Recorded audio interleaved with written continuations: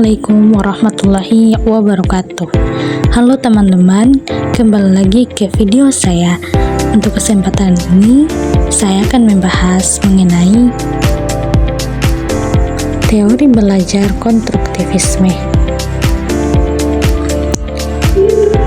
Apa itu teori konstruktivisme? Yuk simak baik-baik. Konstruktivisme adalah sebuah teori belajar yang menyatakan bahwa pengetahuan tidak dapat ditransfer dari guru ke siswa, melainkan harus dibangun atau dikonstruksi secara aktif oleh siswa itu sendiri. Siswa tidak hanya menerima informasi, tapi mereka secara aktif mengorganisir dan menafsirkan informasi baru berdasarkan pengetahuan dan pengalaman mereka yang sudah miliki. Prinsip-prinsip konstruktivisme. Ada beberapa prinsip utama yang mendasari teori ini. Yang pertama, pembelajaran aktif. Siswa terlibat langsung dalam mengkonstruksi pengetahuan mereka sendiri melalui eksplorasi dan refleksi. Mereka mengambil peran aktif dalam proses pembelajaran. Kedua, pemahaman yang mendalam. Dalam prinsip ini, siswa didorong untuk memahami hubungan antara konsep dan menerapkan pengetahuan dalam konteks yang berbeda. Ketiga, refleksi dan metakognisis. Siswa didorong untuk merenungkan pengalaman belajar mereka sendiri, memahami proses berpikir, dan mengembangkan kesadaran diri tentang strategi belajar yang paling efektif. Keempat, kolaborasi dan interaksi sosial. Belajar seringkali merupakan proses sosial. Siswa diberi kesempatan untuk berinteraksi dengan teman sebaya dan guru untuk membangun pemahaman bersama, berbagai ide, dan memecahkan masalah bersama. Kelima, pentingnya pengalaman. Pengetahuan dibangun berdasarkan pengalaman konkret dan dikaitkan dengan pengalaman sebelumnya.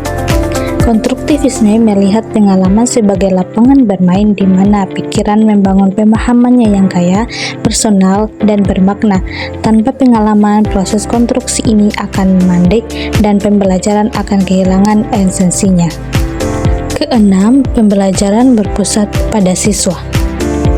Guru berperan sebagai fasilitator yang membantu siswa dalam proses mengkonstruksi pengetahuan. Bukan satu-satunya sumber informasi, tetapi siswa diberi kebebasan untuk mengeksplorasi dan membangun pemahaman mereka sendiri.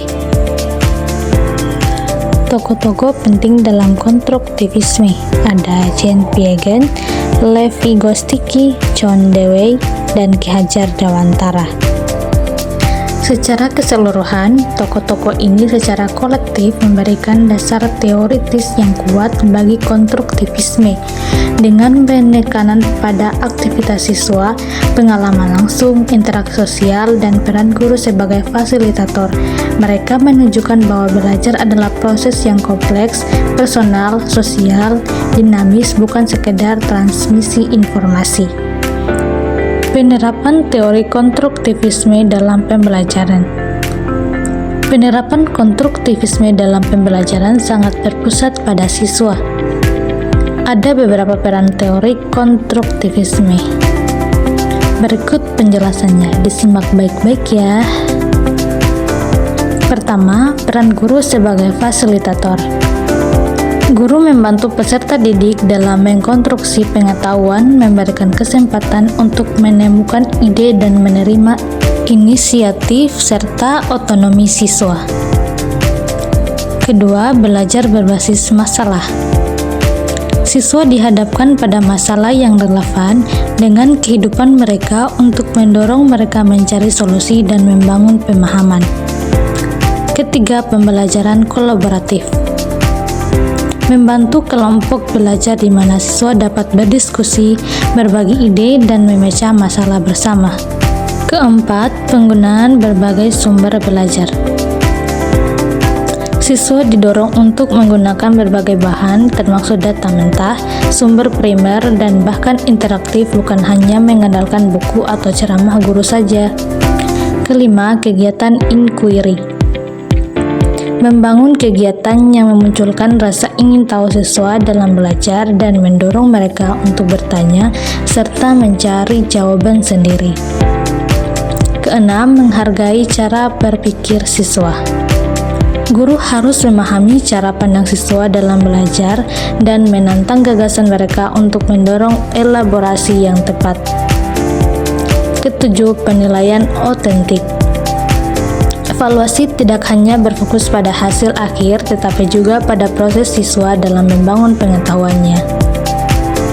Kelebihan dan kekurangan teori konstruktivisme. Adapun kelebihannya antara lain yaitu pembelajaran lebih mendalam dan bermakna. Kedua, membangun keterampilan berpikir kritis dan memecahkan masalah. Ketiga, mendorong kerjasama serta interaksi sosial. Keempat, siswa menjadi lebih aktif dan kreatif. Kelima, menghargai perbedaan individu dalam belajar.